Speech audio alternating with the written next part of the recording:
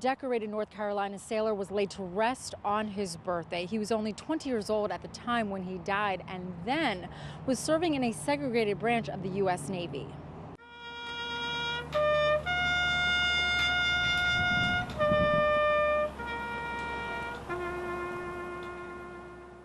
He was killed in 1941, so none of us were born at that time, but his memory lived on through his siblings. Carol Frye Davis tells me her uncle was known as a hero in a family with deep military roots. She tells me this military photo is the only known picture they have of Mess Attendant 3rd Class Neil Frye. He was killed in the attack on Pearl Harbor. This afternoon was finally laid to rest with full military honors. Frye worked in the messmen branch, which was a racially segregated part of the U.S. Navy that was responsible for feeding and serving officers. The branch was almost exclusively African Americans.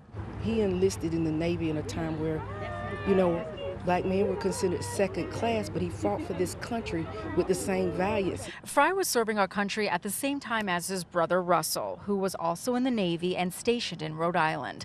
We're learning their mother wrote the Navy less than 2 months before the Pearl Harbor attack and requested that Frye be transferred to serve alongside his sibling. The Navy says Frye did not send a request before the USS West Virginia was hit by 2 bombs and at least 7 torpedoes.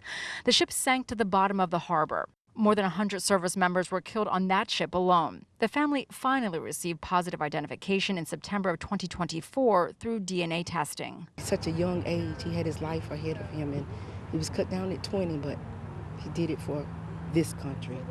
Frye has received a number of awards, including a Purple Heart.